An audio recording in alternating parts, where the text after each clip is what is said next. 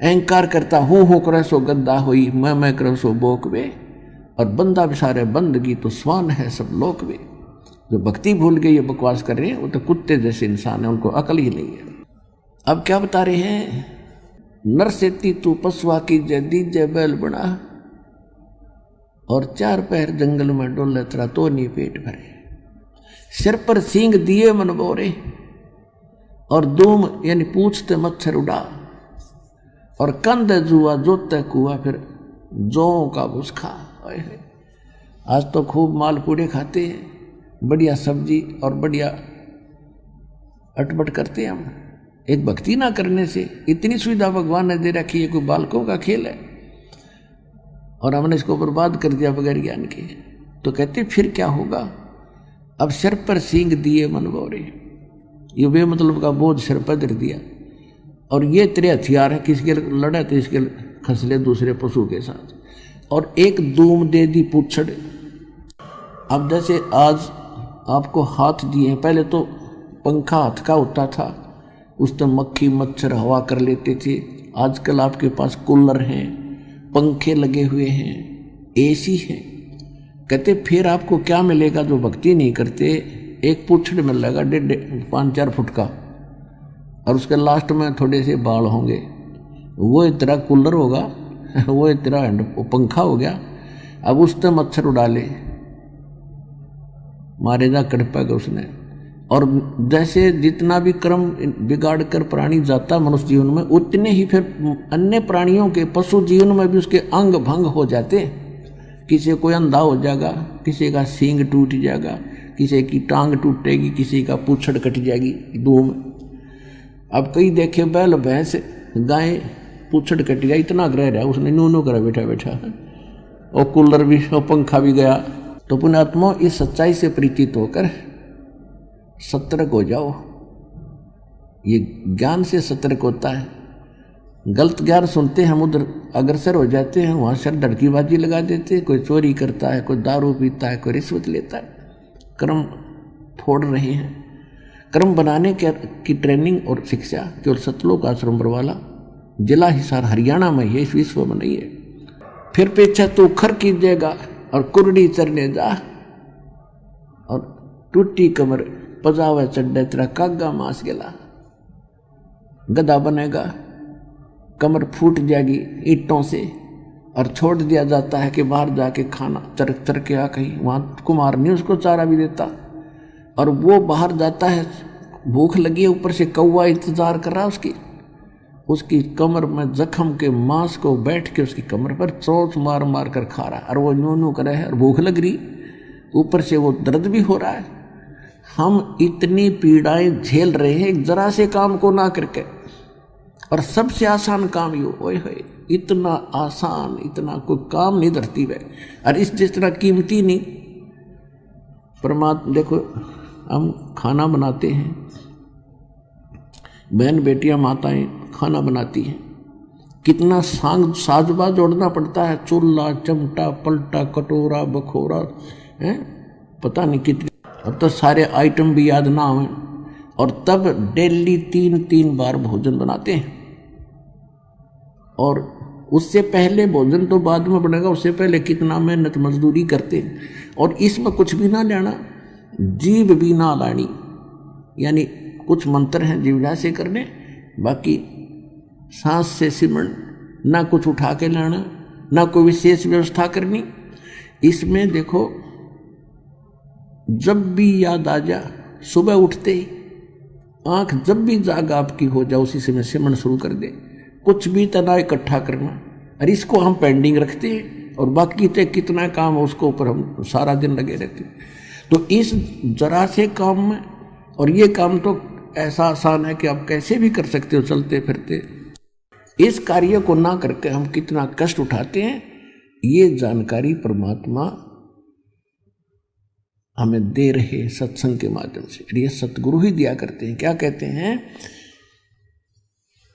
नर से तू पशुआ की जय गद्दा बैल बनाई, ये 56 भोग कहाँ मन भोरे, कहीं कुरडी चरने जाई। सुखदेव ने 84 भुगती बना पजावे खरवो, और तेरी क्या बुनियाद पुरानी, तो पेंडा पंथ पकड़वो। पुण्यात्माओं, ये सत्संग है, ये तत्व ज्ञान है, ये गॉड गिवन है। इसको सुनोगे गहराई से, हर निर्णय आपको मिलेगा, आपकी आत्मा गदगद हो जाएगी। 100 शुक्र मनाओगे, आपके पास शब्द नहीं रहेंगे कि उस शुभ दिन का गुण गा दें जिस दिन आपको सतलोक आश्रम बरवाला की जानकारी किसी भाई बहन से भी मिली थी। आप उसको भी भूल नहीं पाओगे, और नाम ले लोगे तो भूल पड़े को नहीं बुद्धिमान के, जिस दिन दीक्षा मिल जाएगी। अब क्या बता रहे हैं?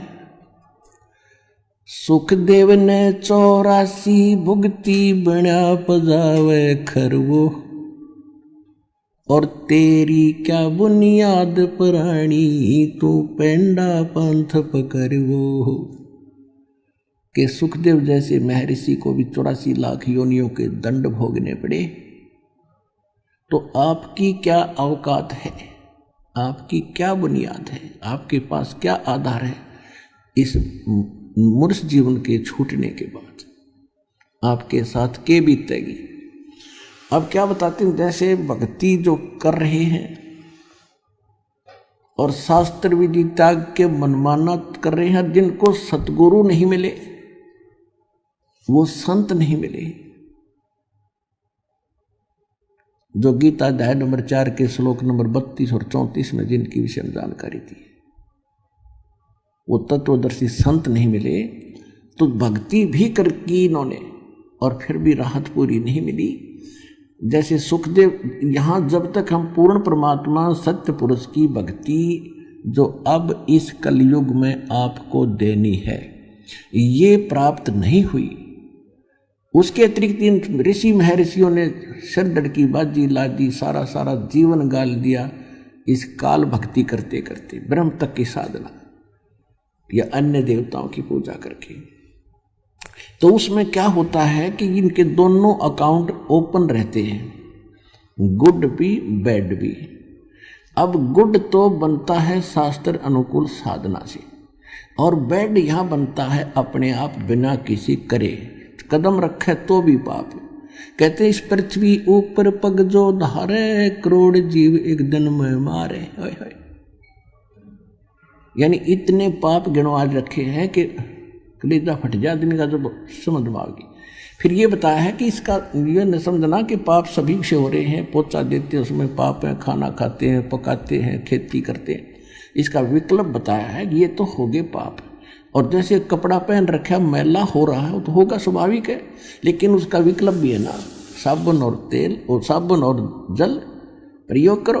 तो हमने साबुन जल छोड़ दिया, हम मैला कर रहे थे तय, और जो साबुन जल हमें मिला था वो नकली था, वो खराब करने का था, वो स्वच्छ नहीं कर पा रहा था।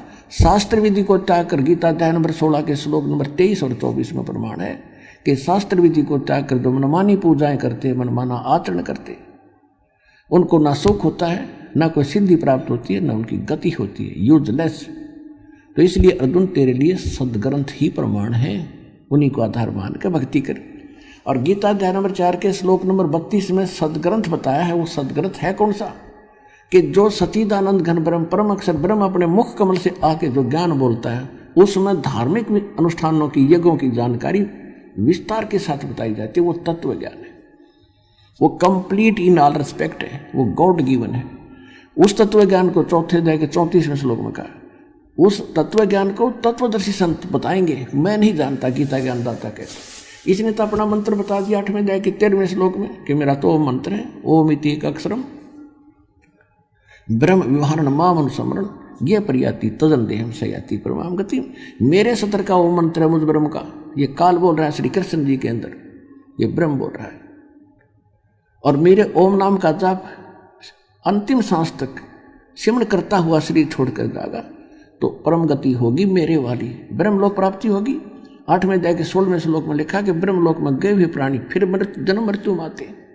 ये वो मोक्ष नहीं हुआ जो 15वें अध्याय के 4थे श्लोक में कहा है कि अर्जुन तत्वदर्शी संत की प्राप्ति के उपरांत परमेश्वर के उस परम पद की खोज करनी चाहिए जहाँ जाने के बाद साधक फिर लौटकर संसार में कभी नहीं आते।